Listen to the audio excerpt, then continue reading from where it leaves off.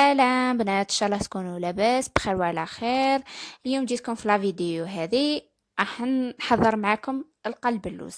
المهم البنات تبعوا معايا. اول حاجه اللي راح نحتاجوها هي طبعا السميد. راح نحتاجو 3 كيسان تاع سميد. البنات انا مش معمرتهم لاخاطش الكاس تاعي كبير بزاف. نتوما استعملوا الكاس العادي عمروه. 3 كيسان سميد احرش كونصيبو يعني تشيشه تاع القلب اللوز. اذا ما وش متوفر عندكم يعني ديروا سميد يكون احرش.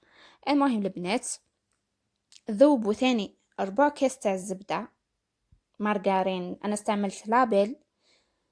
ذوبوها وتخاو لازم تكون شوي باردة وبسوا بها هذاك السميد تاعكم. صبوها هكذا وبسوها بيديكم. كي تتبسس كامل هذيك الزبدة تدخل في السميد تاعكم، زيدوا لها الماء زهر.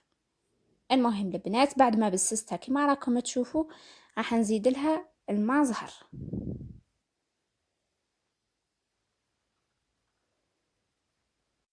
واذا ما عندكش ماء زهر تقدري تستعملي الماء العادي، يعني اللي متوفر عندك. انا استعملت ماء زهر نحب ريحته. استعملي 4 كيس فقط. بعد ما تبسيها حتجي كيما البربوشه كما راكم تشوفوا. راح تخليوها تريح. راح تخليوها تريح مدة ساعة وترجعوا لها. البنات بعد ما خليتها ساعة ريحت راح نزيد لها كاس تاع السكر عادي. البنات انا ما ضفتش السكر مع الاول باه ما يعجنليش باسكو السكر راح يطلق الماء وراح يعجن لي من بعد في الفور. يسمى خليت سميت تاعنا يتشرب قبل الزبده ونضيف السكر ونخليها 6 سوايع تريح. بعد ما خليتها 6 سوايع ريحت. شوفوا كيفاه البنات كيفاه جاتني يعني سميد كيفاه تنفخ.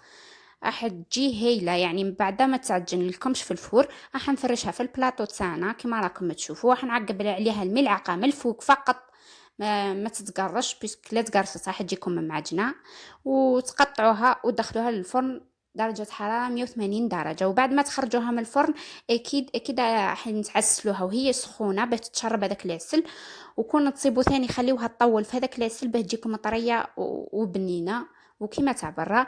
وراكم تشوفوها البنات بعد ما خرجتها شوفوا كيف راهي مكرملة يعني جاية هايلة بنينة وماشي ماشي يابسة وطرية. نتمنى تكون عجبتكم. بسلامة.